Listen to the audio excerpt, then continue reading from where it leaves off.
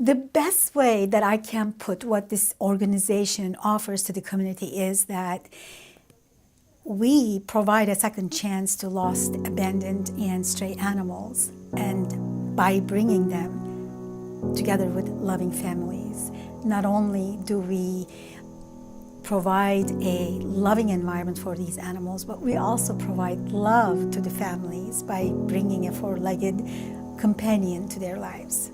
We had lost 2 cats within 2 years.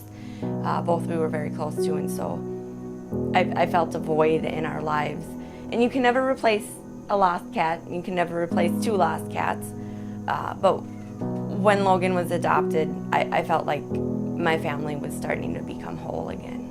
We offer homeless animals in the community a second chance at loving homes, and we also provide people with companions that provide unconditional love through adoption in our organization. I think the thing I like the most about him, and especially like when my girlfriends and stuff are over here, he comes in, he always looks at them, and he always has his Elvis Presley smile when the girls come over to visit and stuff. But he's very friendly, he's very loving, and I just don't get it why people got rid of him. I don't get it, because he's such a sweet boy.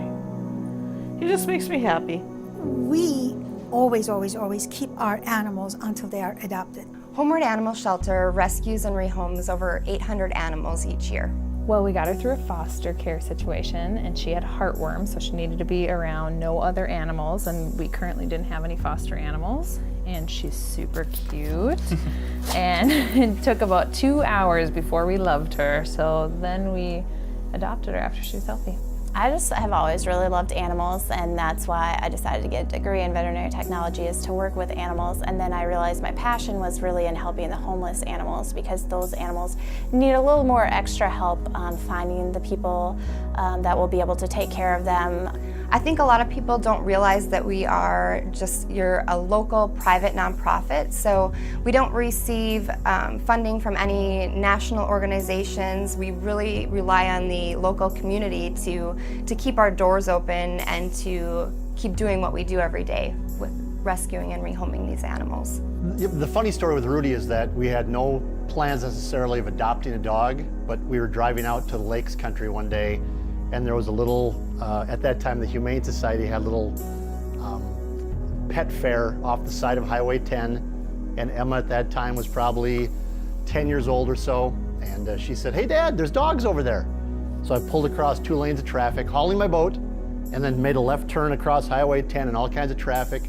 We stopped over there, and Rudy was one of the dogs.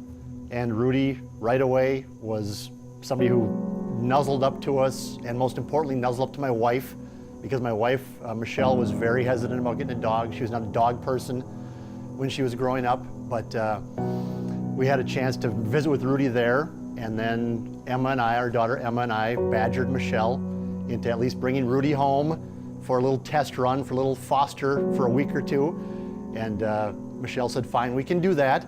And we got Rudy in the house, and then again, him being the smartest dog ever in the history of the world, completely takes over and sucks up to Michelle totally, and just totally makes her his favorite person. And it was supposed to be a 2-week trial, and after 1 week, Emma and I looked at Michelle and said, "Hey, can we?" And Michelle said, "Yes, we can."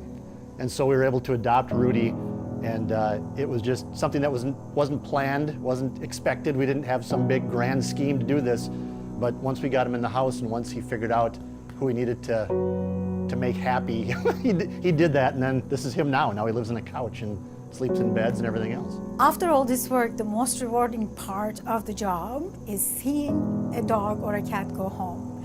It's hard to see with the cats, but when you watch a dog going home, I can tell you, in all honesty, as if they know. I mean, the tail wags in a different way, the eyes are sparkling in a different way. They are so excited, as if to tell us, "Oh my God, look, I love you guys, but I gotta go because I got myself a family." That is what makes everything worth. He instantly melted my heart, so very quickly once we were home, even after. So he traveled for work a lot, and he got called out to work the night we picked up Basil, and sooner than we thought.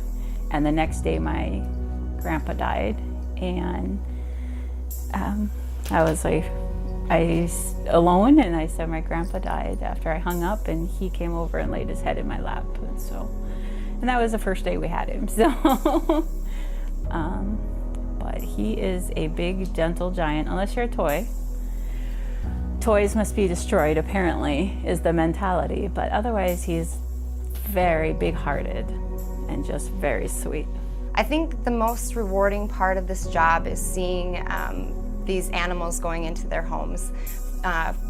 Each one of them finding that special family, that perfect match for them. My name is Nuket Hendricks. I am the Executive Director of the Homeward Animal Shelter. I have been in my role since 2006 because I wanted to be a part of being a voice to the animals who cannot speak for themselves. And our work at the Homeward Animal Shelter brings pets and people together and provides an incredible second chance at a loving home for these animals who have been abandoned, lost, or running the streets stray.